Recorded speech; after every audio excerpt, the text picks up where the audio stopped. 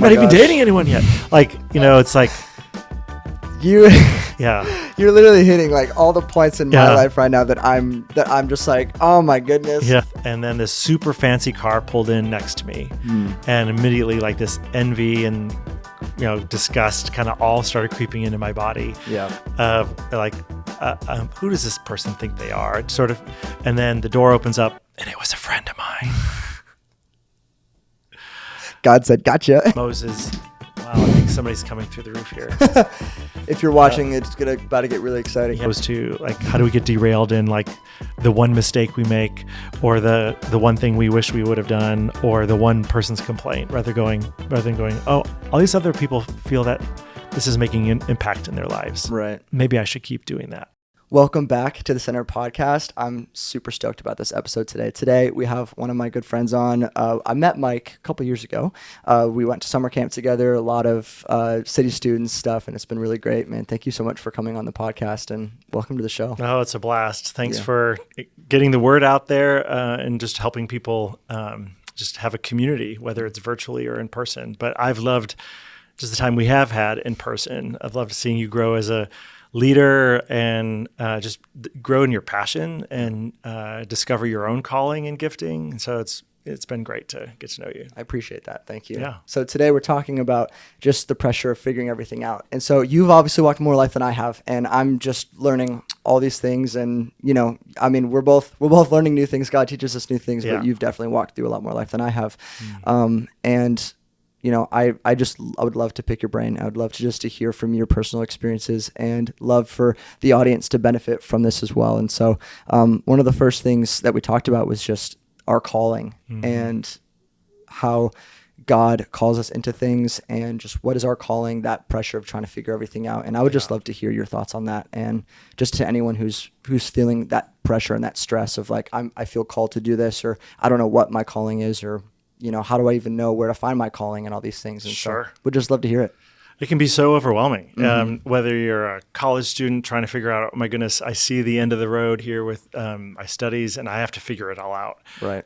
Or you are a parent or you're about to be a parent and you're like, I'm expecting this baby to arrive. Oh my goodness. I better figure out what I'm doing. Whatever season of life that we're in, it's easy to look at it and think, I need to figure it out. And part of that has been really almost an unhealthy mantra in my mind. If I think back all the way to when I was 12 years old and my dad died after a long battle of cancer, I remember my mom saying, well, you're the man of the house now.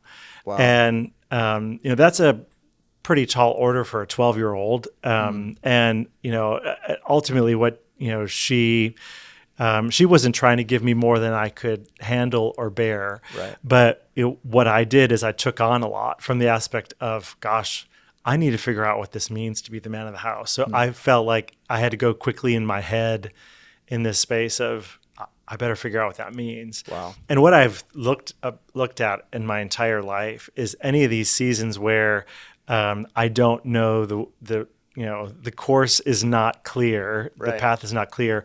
I go into my head in the sense of like, I have to figure it all out. But what I've realized is, ultimately, from God's perspective, more than anything, he just wants us to be in relationship with him. Something that we heard recently at City Students was it's not about trying harder, it's about moving closer. And oh my goodness, that resonated with me so much because I've seen in my life where it's been more about, I need to try harder, I need to figure this out. But what I've realized is it's really about surrender. It's really about holding my hands not tight, but more loose to what God has for me, and also inviting community into it. We were not meant to live in this world alone, live this journey alone. So, having people speak life into you and, what they see, the gold in you is so valuable because a lot of times that can just be confirming on maybe what the next step is. I think, throughout my career and throughout my life, like if you would have told me in my 20s, well, 30 years from now, this is how your life is going to look, I probably would have tried to figure out like, how do I make that happen? Right. But what I realize is God's the one who's orchestrating the journey. He's the one who's creating the steps. Ultimately, ultimately he just wants me to be faithful and seek him. If I think about, most recently leading the Well Coffee House during COVID, there was a season where I felt like I had to figure it all out. During the COVID years, nobody knew what they were doing. Right. But I felt like, okay, God, you called me into this, and leading this coffee shop and this organization and this impact. I've got to figure it out. Yeah. And I confused my calling with my control over a situation, and realizing that he wasn't calling me into doing what I was doing to sink me. There was a time where I was experiencing so much stress and anxiety and panic attacks because I was trying to figure it all out on my own, realizing, all these people are counting on me for their jobs, and I have to figure out all the different components of not only for work, but for my family and whatever was going on. Yeah. Realizing that, that's not what God was calling me into. He wasn't sitting back with his arms folded like, okay, bro, figure it out. I called you into this. He just was wanting me to lean in and draw closer to him. And during a moment of slowing down, that's what really I sensed was he was saying to me, like, I didn't call you into this to sink you. And really the realization that, he's just calling us to seek him. In the days when the waves are rocking the boat and we can't see to the other side, he just wants us to, trust him. I think back to have you ever had one of those games with one of your friends where they blindfold you and they grab your hands and you trust them with every step you take? I've done trust falling. Well, that in sometimes itself, that hurts, bro. Sometimes it always hurts. Yeah. Because you have to totally trust that somebody has your great intentions in mind, and that you can really trust where they're leading you. Well, I believe it's the same with God. He can see the journey and he's just like, take one more step. And I think that's the beauty of, being the lamp to our feet and the light to our path. Yeah. I love that verse. It's, it's not a lamp to our feet and a light into the whole road in front of you. Yep. It's just enough to have trust that you're not going to trip. And he's got you. And otherwise we wouldn't need him if we didn't have that opportunity to trust him. Yeah, 100%. I think that I've loved that verse, and I love just quoting that verse because it's so relatable. And I definitely love that it's a lamp and it's not like a flashlight or it's not like a spotlight where you can see the entire path that's in front of you, like you were saying, but it's a lamp. You can only see your feet and what you're standing on. And it's that foundation is Jesus, right? And that brings a lot of peace. And what you were saying about the control and everything, I went through a season of life too, where I was trying to control everything, where I was like, I want to control this situation. I want to control this experience. And I was so anxious and I was so stressed, and it was not a good time. It was probably one of the hardest times of my life of just, like what you were saying, having those anxiety attacks. I've never had panic attacks or anxiety attacks before until that season. And it was so confusing because I was like, God, why are you letting me experience this? And it's kind of like what you were saying, where God doesn't allow things to knock you down for the purpose of keeping you down, but for the purpose of letting you get back up and learning from that experience, right? And I also love what you said about the holding on so tightly, the control. You're the second actual coffee owner that's told me that when my boss actually was mentioning that he had that exact same thing where it's like there's so much competition in Franklin when it comes to coffee, and he's like, we need to stand out, we need to do this, we need to do this. And he shared this not too long ago, but he was saying that over dinner, that when he actually was like, you know what, Lord, I'm going to have this with open hands and let you take control and let you do this. And he said that the business just grew insane amount. Yeah. And it was when he actually gave up Sundays. He was like, we're not working on Sundays. Yeah. We're going to honor that, and we're going to take a day. And I mean, the business has just been blessed, and it's been so cool to see that. But thank you so much for sharing that about just that calling. And you mentioned the calling. And one thing that you said that I really loved and that I want you to touch on is that he qualifies the called. Oh, yeah. Yeah, I remember hearing that in college, where you think that you have to complete a checklist in order to be called into something. Mm-hmm. We're all called, and it may not be. I remember during one season, I was thinking I need to go to seminary. because I'm feeling this calling, and in order to be, to fulfill this calling that I'm feeling inside my soul, I need to get an MDiv or some sort of degree to prove that I know enough about my faith or whatever it was that I'm feeling called to do. And during those days, I was working as a barista at Starbucks in between jobs. And I was realizing how people were coming up to me and just wanting to share their life with me and wanting me to pray with them and wanting to confide in me and just counsel them and guide them. And it wasn't because they saw a degree that I had. It was saw that I had a heart posture, willing to listen. And that, hopefully what they were seeing was the Holy Spirit was drawing them in because of the light within me. Yeah. And it was during that time when I realized I didn't have to go to seminary to live out my calling and to love people well. I just had to be available. And in college, I remember hearing a professor say, God doesn't call the qualified, he qualifies the called. So you think of Moses' story, and Moses. I love that story. Oh, I do too, So where, good. God is like, I'm calling you to do these things. And Moses is like, bro, you got the wrong guy. Yeah. And God keeps going back and saying, okay, I will send you Aaron to help you with your speaking. I will, like, all these things. Any barrier that Moses put up there, God was like, I will, take that away from you and prove that I can answer it.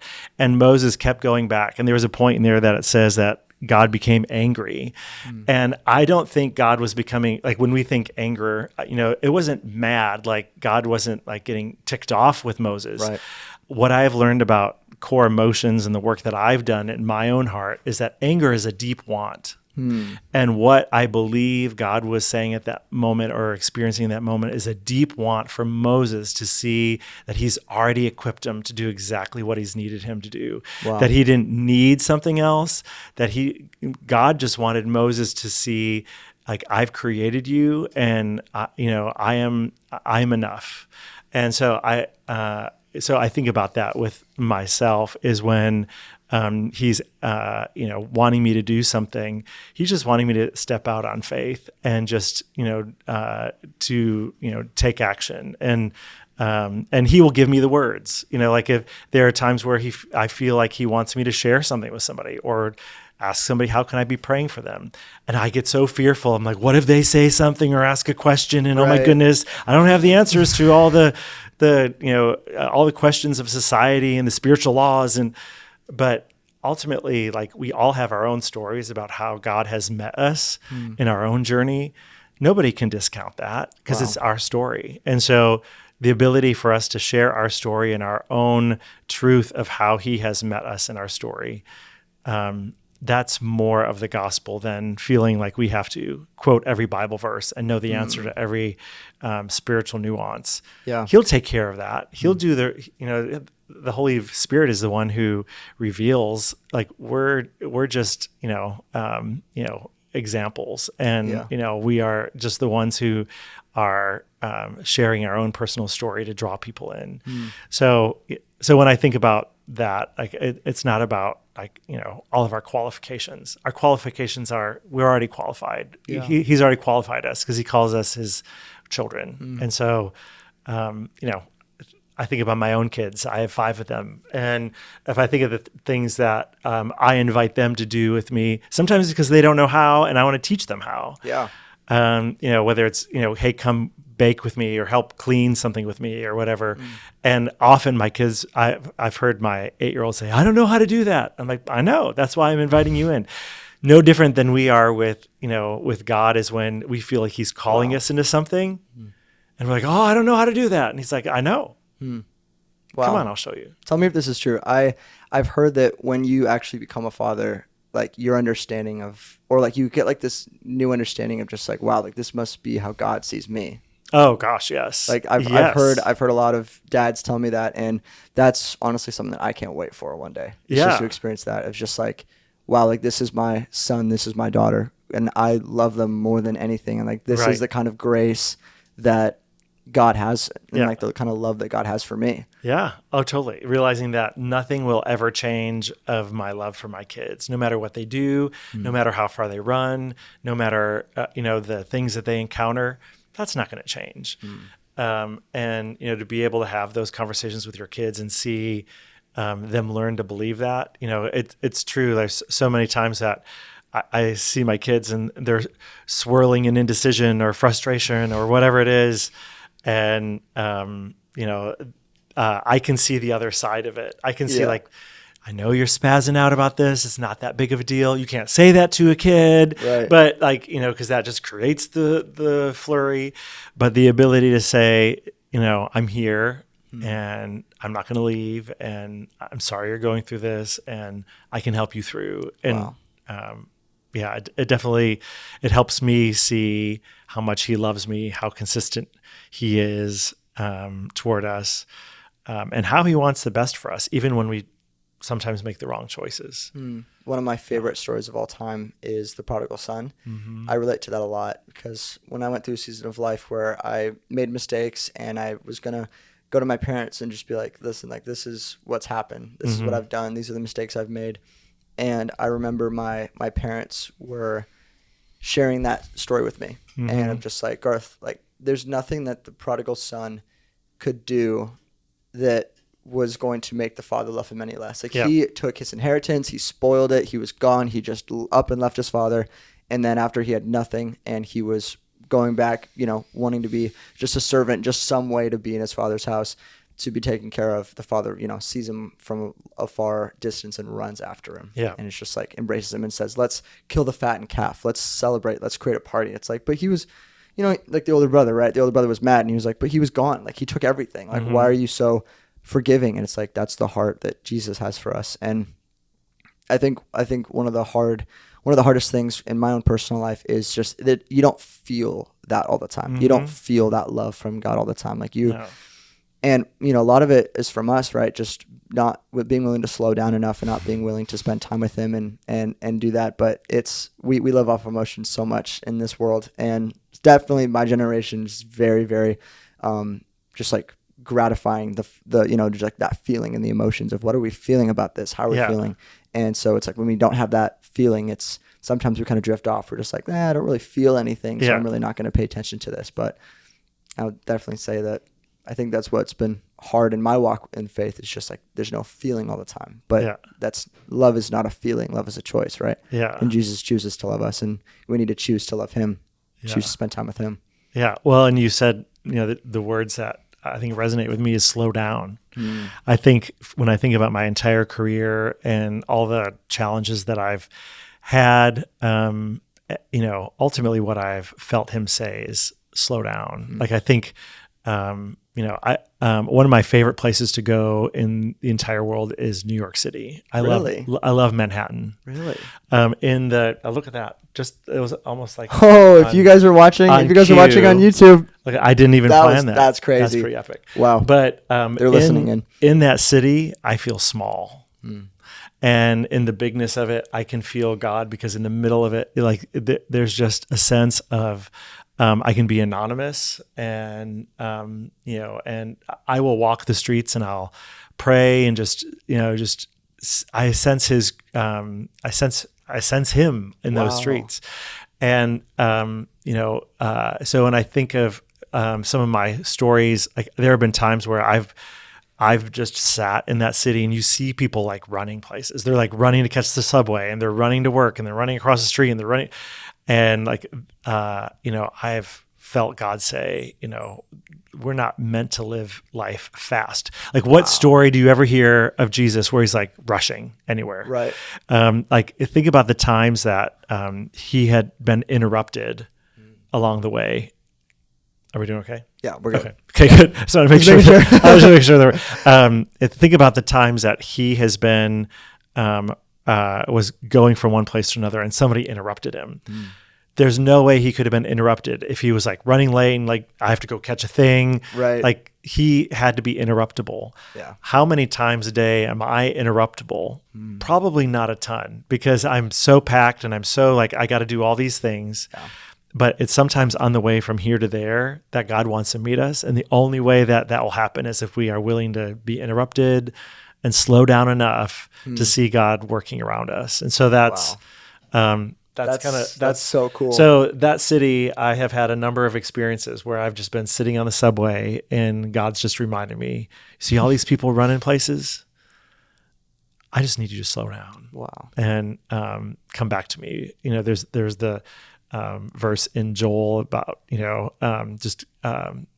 coming back to him and seeking him with our whole heart. And, I think there are times where I've definitely felt that in the massiveness of that city, just how in the midst of it, he can pursue us. Wow. So that's, I have a lot of stories in that city. There was a time when I was there for a marketing conference, and I was in between trying to launch a big marketing project and trying to launch a new campaign for an organization I was with. And I was getting frustrated and just caught up in my head because I was trying to figure it out, kind of that whole bit. And I walked into a WeWork, and for people who don't know, it's a co-working space, and went in there, and they were a place for creatives. A lot of people would go there, a lot of solopreneurs, a lot of creatives, and they handed me a shirt that said creator on it.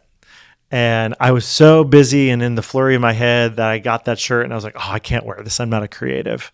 I'm not a creator.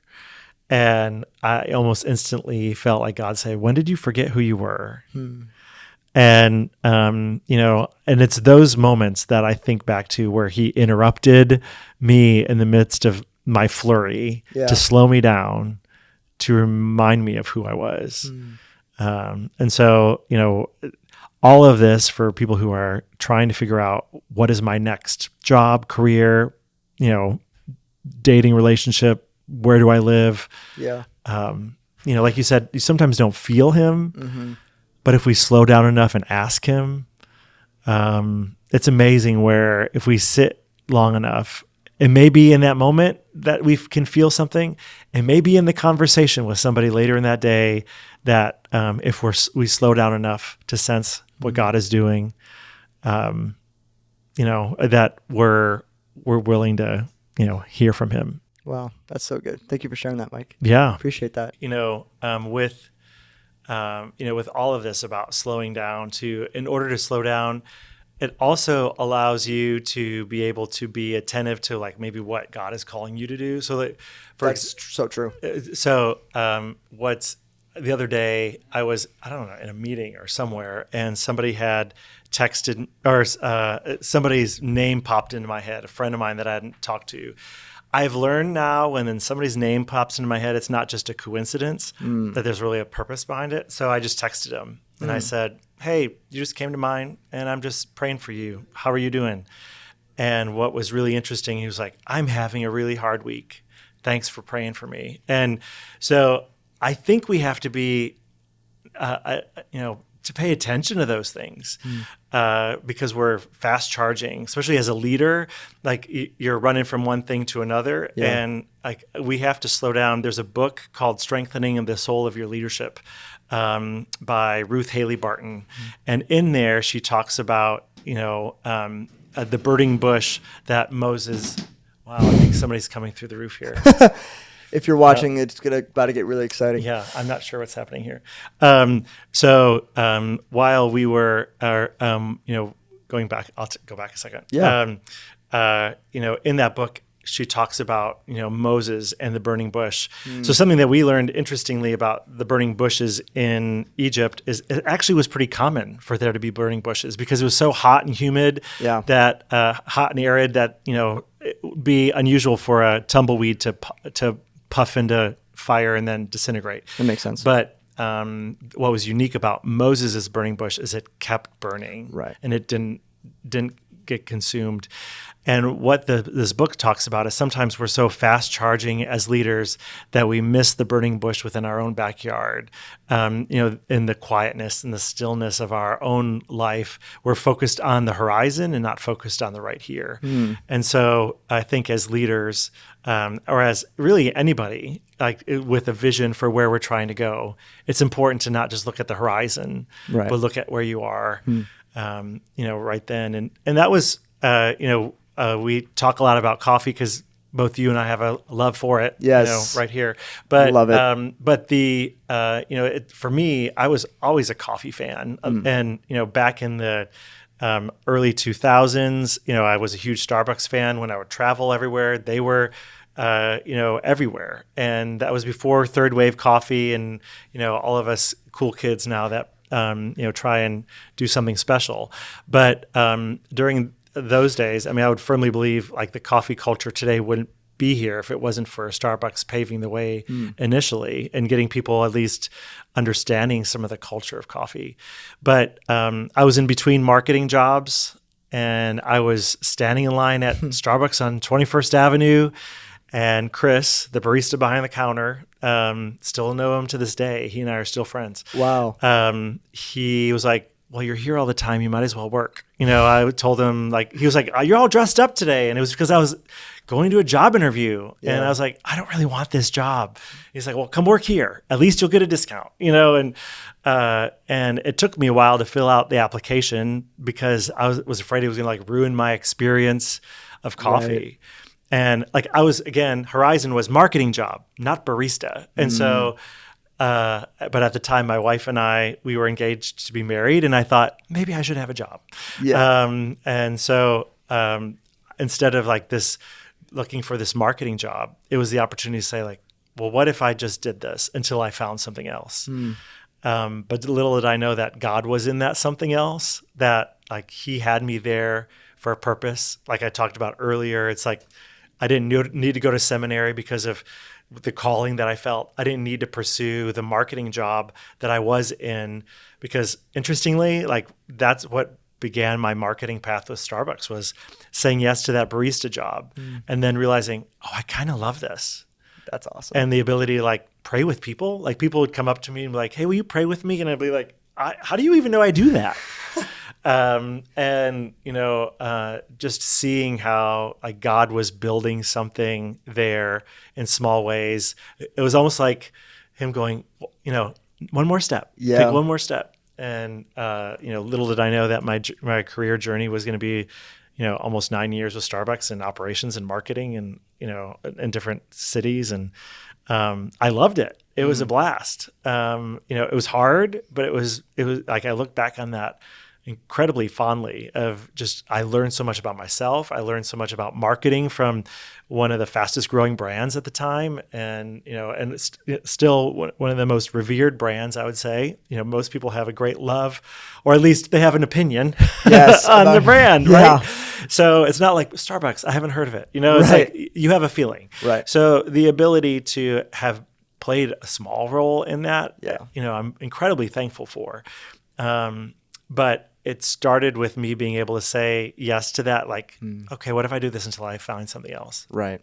And then realized I loved the people. Like I said, Chris, who was that barista that day, we ended up following each other around from job to job. We ended up both in Florida together at one point. He was on a different team. So, and now he's out in LA as a fitness instructor. Wow. So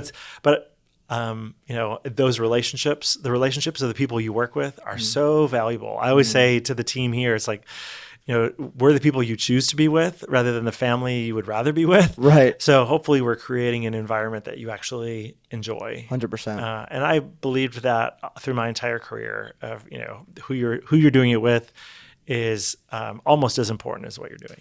Wow. I love when you mentioned that people would be like, hey, can I pray for you? Yeah. Or no, could you pray for me while behind the bar? And it's cool that you mentioned that, is because it's exactly what I'm experiencing right now, right? I'm in that season of life where I'm working as a barista, and it's only till recently where I've actually had the opportunity to pray for people when they come in.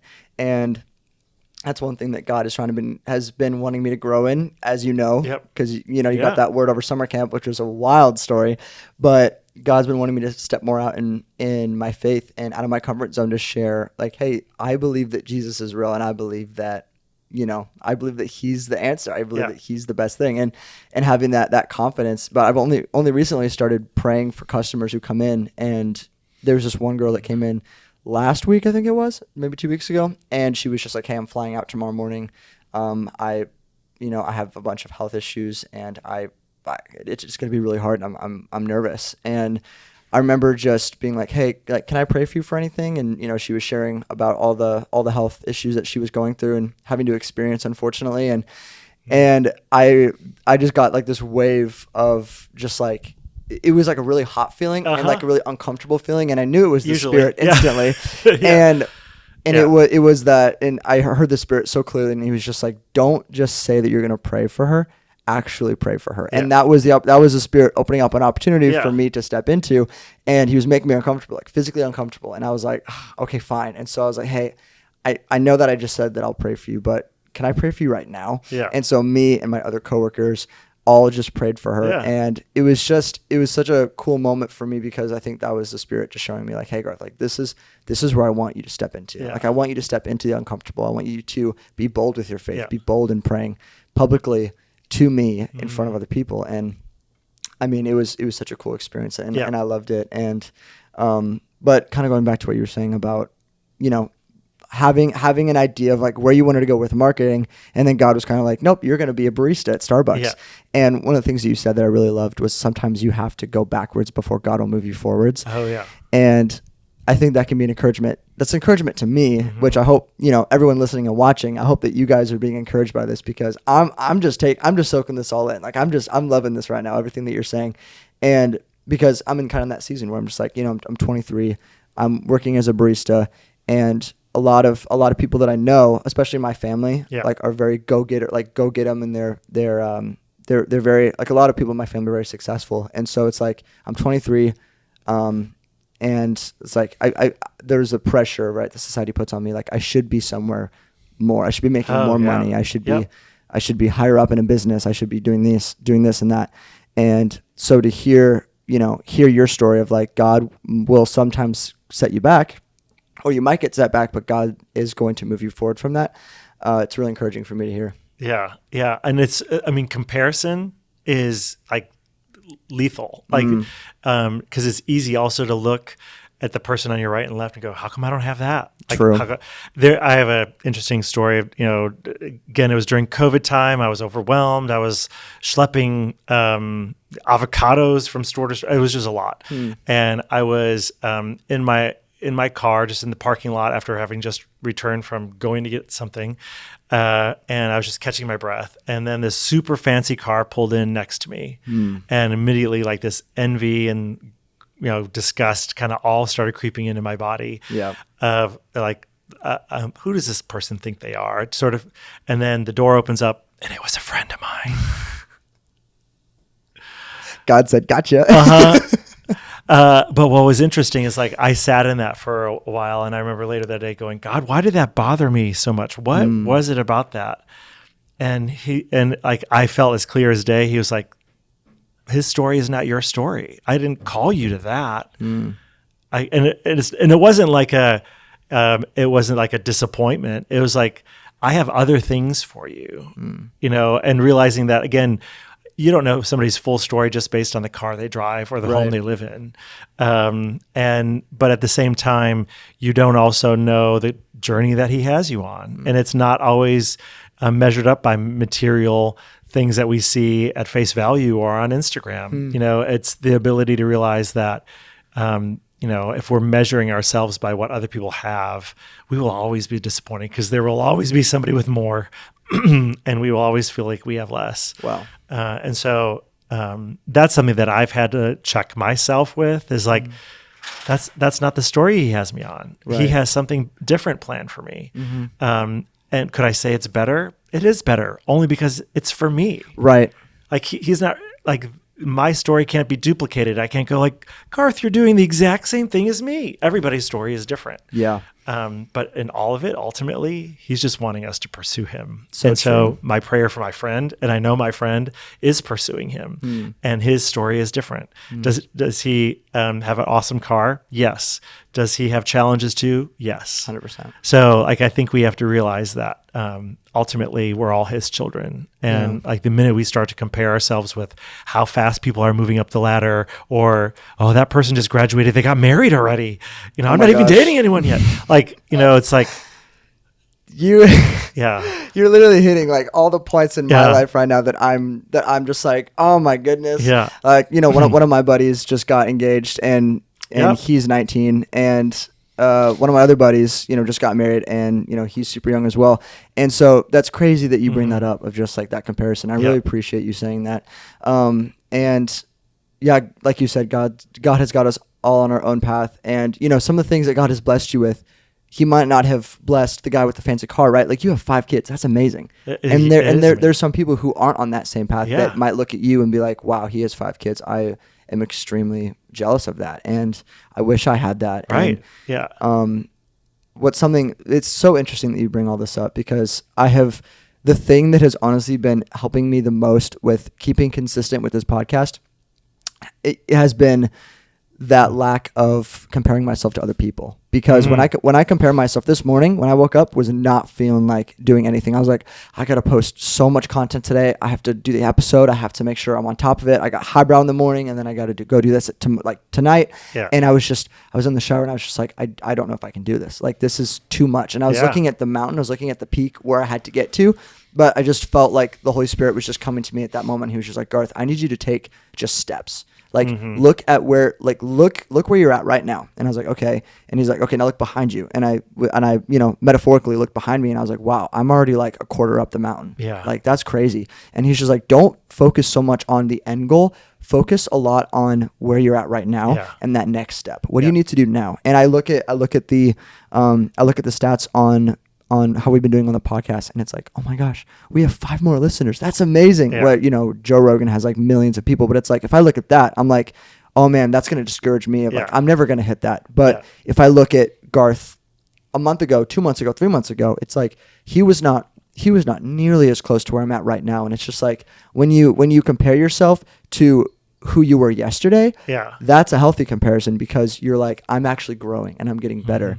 And that was encouraging for me. And that's honestly what's been really helping me with, you know, staying on track with what God has given me, what God has called me to do, which is this podcast, I firmly believe.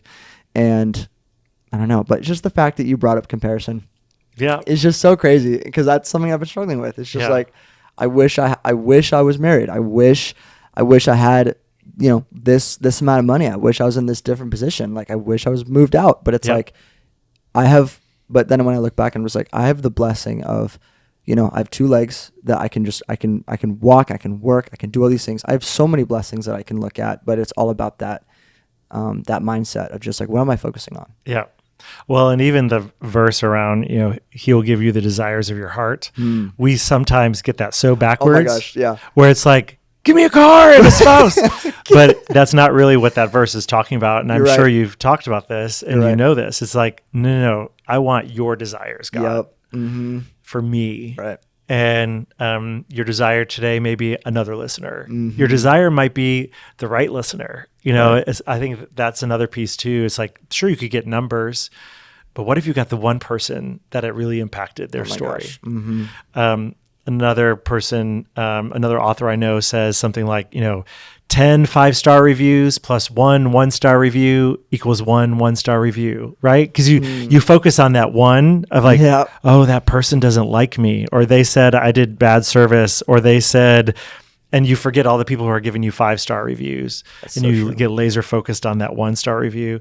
Like, sometimes we have to figure out, you know, again, zoom out and see how, you know, what is the story that God is writing? And also, like, where's the truth, as opposed to, like, how do we get derailed in, like, the one mistake we make, or the one thing we wish we would have done, or the one person's complaint, rather than going, oh, all these other people feel that this is making an impact in their lives. Right. Maybe I should keep doing that. Wow.